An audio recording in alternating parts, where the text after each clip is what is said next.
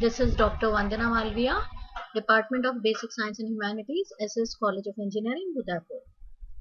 In this lecture, I am going to explain you the topic Lagrange's method for solving linear partial differential equations of first order.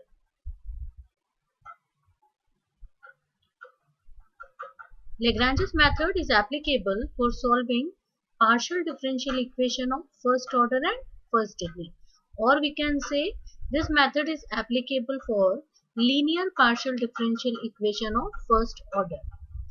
Standard form of this equation is capital P small p plus capital Q small q equal to R. It is written in equation number 1, where capital P, Q, R are functions of x, y, z, and small p stands for del z upon del x and small q stands for del z upon del y.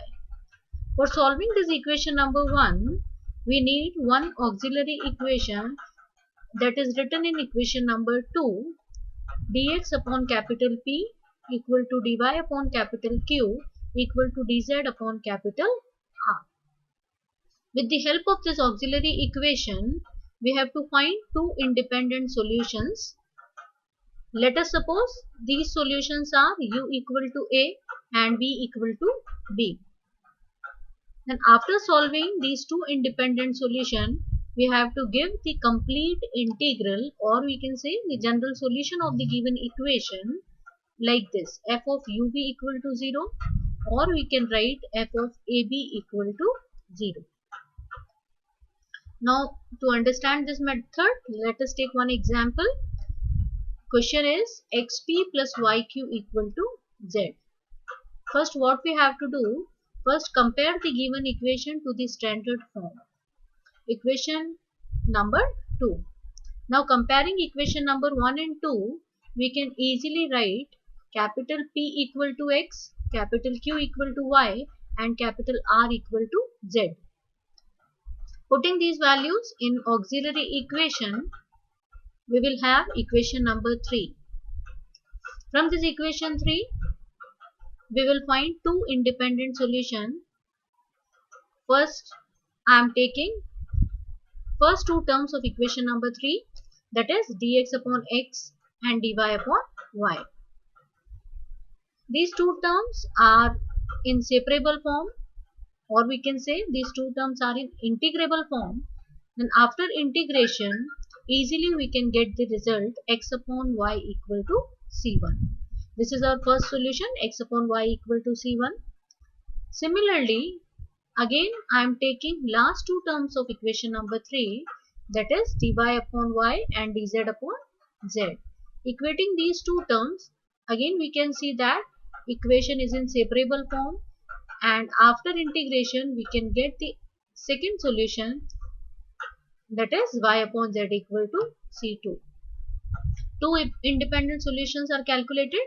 Now, complete integral of given equation can be given as f of x upon y comma y upon z equal to 0, or we can write f of c1 c2 equal to 0, where c1 equal to x upon y and c2 equal to y upon z.